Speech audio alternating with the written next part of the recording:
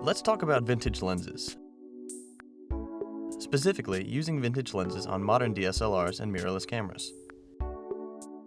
Before we look at some specific lenses, let me try to clarify what constitutes a vintage lens. The definition varies from person to person, but generally speaking, there are three main qualities of a vintage lens.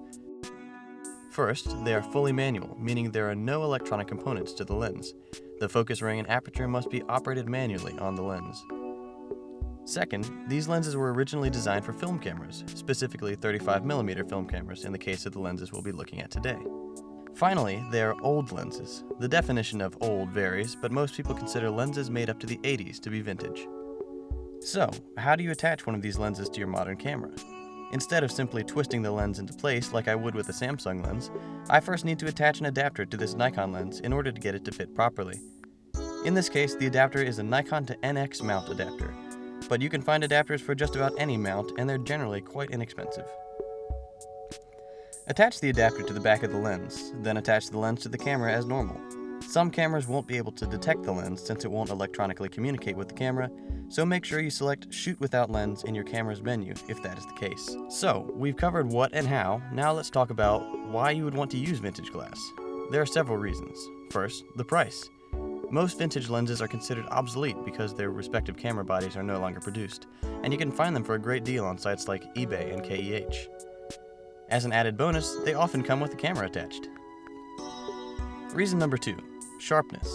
Some old lenses, like the Nikon 105mm f2.5, are legendary for their sharpness even today. Many old lenses can even outperform their modern counterparts at a fraction of the price. Reason number 3, build quality. Lenses were built to last back in the day. Often crafted entirely from metal, these lenses have stood the test of time. Let's compare two lenses. Would you rather spend $100 on a Canon Nifty 50, which is made completely out of plastic and very fragile, or would you spend about $40 on a Canon FD 50mm f1.4 that would do more damage to the floor if you dropped it? Reason number 4, vintage lenses are fully manual, which is great for video shooters who don't need autofocus or electronic control.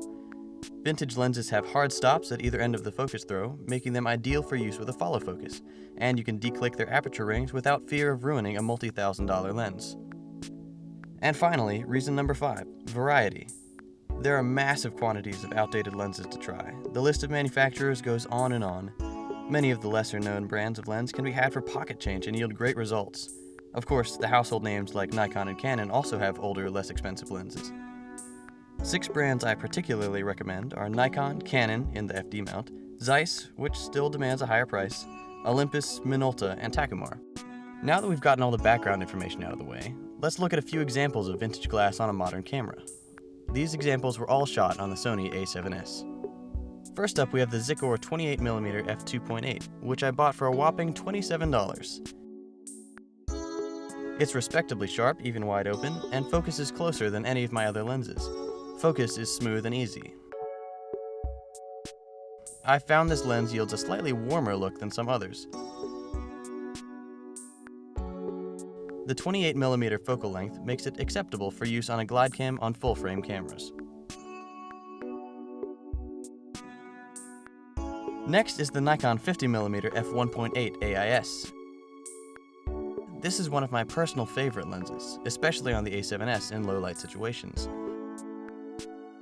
It's very sharp when stopped down and offers great subject-background separation at f1.8. Focus is very smooth with a fairly short focus throw. Footage shot with this lens is sharp and clear, and bokeh is pleasant and nearly circular.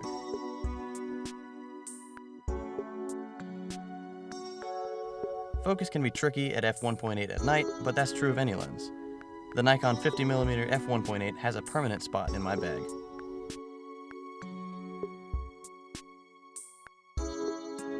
Next is the spectacular Nikon 105mm f2.5 AIS. This may be my favorite lens of all time. It's ridiculously sharp and plenty fast on a camera like the a7S. I shot a wedding reception recently, and this lens was on my camera probably 70% of the time. Focus is smooth but feels slightly heavy with an average distance focus throw. Bokeh is pleasant, if slightly more angular than the 50mm. The aperture is interestingly smooth, it almost feels declicked. Another winner from Nikon.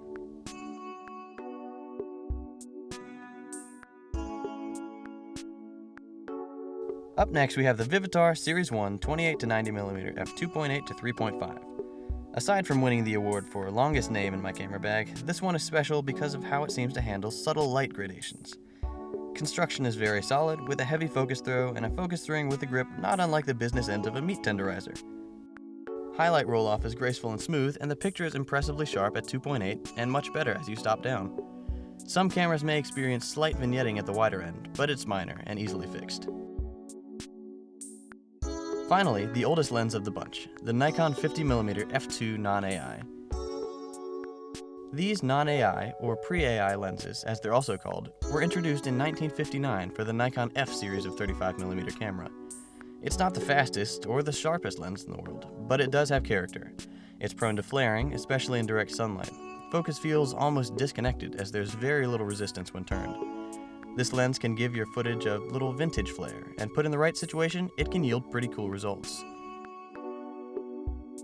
But the best parts about this lens are the price and its old school looks. I got this lens for $20, and it's the most attractive one I own.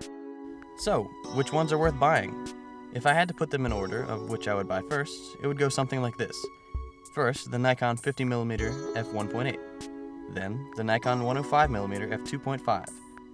Then the Vivitar 28-90, then the Takumar 135mm f3.5, which I did not include in this review because my screw mount adapter is MIA, then the Zykkor 28mm 2.8, and finally the Nikon 50 f2. This list is very, very far from exhaustive, so get out there and find your own favorite vintage lenses.